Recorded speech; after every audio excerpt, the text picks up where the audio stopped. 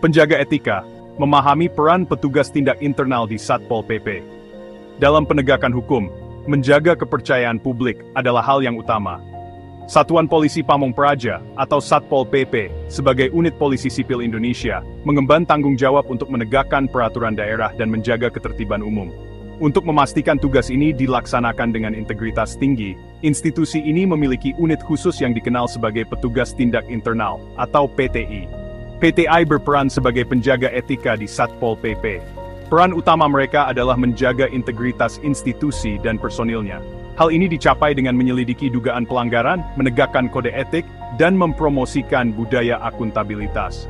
Keberadaan PTI merupakan bukti komitmen Satpol PP terhadap transparansi dan pengaturan diri. Dengan memegang teguh standar etika tertinggi bagi anggotanya, Satpol PP bertujuan untuk memperkuat kepercayaan publik dan memastikan penegakan hukum yang adil. Peran PTI melampaui sekadar penyelidikan.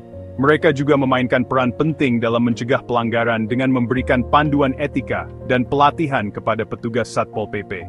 Melalui lokakarya, seminar, dan pendidikan berkelanjutan, PTI membantu menanamkan kompas moral yang kuat pada setiap anggota institusi.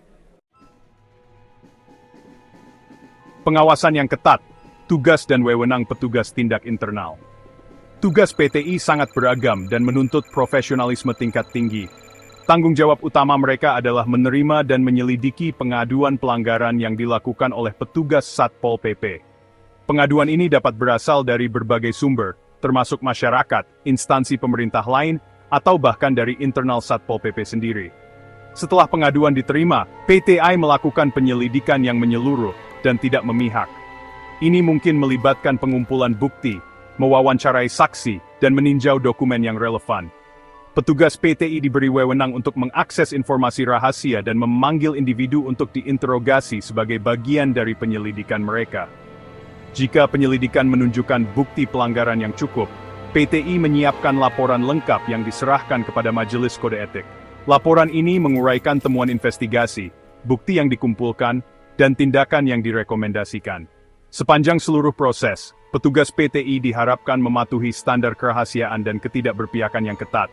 Loyalitas utama mereka adalah pada kebenaran dan integritas institusi, bukan pada petugas atau unit individu manapun di Satpol PP. Menjadi pengawal persyaratan untuk bergabung dengan jajaran Internal Affairs. Menjadi petugas PTI bukanlah hal yang mudah. Proses seleksinya ketat dan dirancang untuk mengidentifikasi individu dengan tingkat integritas, profesionalisme, dan komitmen tertinggi terhadap perilaku etis. Kandidat harus memenuhi kriteria ketat untuk dipertimbangkan untuk peran penting ini. Pertama, calon petugas PTI harus memiliki rekam jejak yang baik dalam Satpol PP. Mereka harus memiliki pemahaman yang mendalam tentang kode etik institusi, peraturannya, dan prosedur operasionalnya. Ini memastikan bahwa mereka dapat secara efektif menyelidiki dugaan pelanggaran dan membuat penilaian yang baik berdasarkan pengetahuan dan pengalaman mereka. Di luar latar belakang profesional mereka, kandidat menjalani pemeriksaan latar belakang yang menyeluruh untuk memastikan perilaku pribadi mereka tidak tercela. Mereka harus menunjukkan kompas moral yang kuat dan komitmen untuk menegakkan hukum, baik saat bertugas maupun tidak. Ini termasuk catatan kriminal yang bersih, stabilitas keuangan, dan reputasi kejujuran dan integritas. Lebih lanjut, calon petugas PTI menjalani pelatihan khusus yang membekali mereka dengan keterampilan yang diperlukan untuk melakukan investigasi, mengumpulkan bukti, dan menavigasi kompleksitas dilema etika. Pelatihan ini menekankan objektivitas, ketidakberpihakan, dan pentingnya proses hukum dalam semua investigasi. Bagian 4. Menjunjung integritas. Dampak Internal Affairs terhadap Satpol PP. Keberadaan PTI di Satpol PP memiliki dampak positif yang luas pada institusi dan hubungannya dengan publik. Dengan secara aktif menyelidiki dan menangani pelanggaran, PTI memainkan peran penting dalam menjaga integritas dan profesionalisme organisasi. Ketika petugas mengetahui bahwa tindakan mereka diawasi dan pelanggaran akan ditangani, hal itu menumbuhkan budaya akuntabilitas. Hal ini mendorong petugas untuk berperilaku dengan integritas dan melaporkan kesalahan yang mereka saksikan, mengetahui bahwa kekhawatiran mereka akan ditanggapi dengan serius. Selain itu, keberadaan unit urusan internal yang independen dan tidak memihak memperkuat kepercayaan publik terhadap Satpol PP. Ini menunjukkan bahwa institusi tersebut berkomitmen untuk menegakkan hukum dan meminta pertanggungjawaban anggotanya atas tindakan mereka. Transparansi dan akuntabilitas ini sangat penting untuk menjaga ketertiban umum dan memastikan penegakan peraturan yang adil dan merata.